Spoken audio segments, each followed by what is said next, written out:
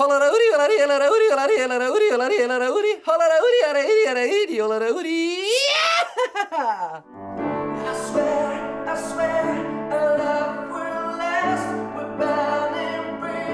jodeljen leidt al jaren achter hem. Want in een liedse studio op het bedrijventerrein van Jesterijn lezen Falco Luneau en pianist Sietse Verbeek de laatste hand aan haar lied Rise Above the Night. Het lied waarmee ze de voorrondes in Wenen en winnen matten om voor het eerst Riek op het Eurosongfestival jongen te kennen. De 26-jarige skileraar, zoon van een eerste Riekse heid en een Nederlandse mem, kwam Fjouwerlien voor de leefde naar Friesland. Hij viel hem dadelijk thuis.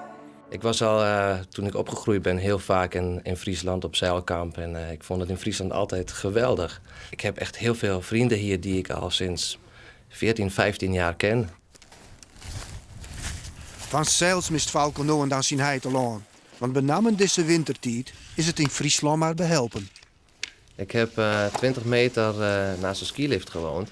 En als de deur net toevallig opengewaaid was, dan kon ik zo van de piste de deur in skiën. En ja, dat mis ik wel. Doch wie doe ik al, de muziek voor Falco nog wichtiger als de wintersport. Ik zag bandjes bij ons in de pub in Brand in de winterseizoen spelen. En ik vond het machtig. Ja, waanzinnig. En ik zag die jongens en ik dacht, ik wil dat ook ooit doen. Eén keer in Nederland kwam die dream van de jonge Falco uit. Het was zijn vriendinnen die hem oormeldden voor het Radio 538 Talentenfestival Demo Duel. Dat er echt nog wist te winnen. Intussen had er 2 singles uitgebracht, maar een redelijk succes.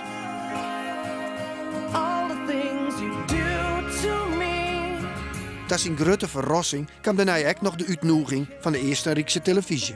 Die zeiden, ja Falco, wij volgen jouw muzikale carrière in Nederland sinds langere tijd. En we moeten zeggen, we vinden het echt helemaal te gek. Wit Falco de voorrondes in Wenen te winnen, dan zullen er in maaien dit hier het in het Zweedse Malmö opnemen matten zijn artiesten van namen, zoals de Nederlandse jongeres Anouk. Je moet denk ik niet naar het Songfestival gaan met de intentie, ik wil winnen. Maar alleen maar de eer dat je daar jouw land zeg maar, mag vertegenwoordigen. En stiekem ga ik daar ook een beetje voor Friesland naartoe. Dus wat dat betreft, het is helemaal te gek om daar te staan.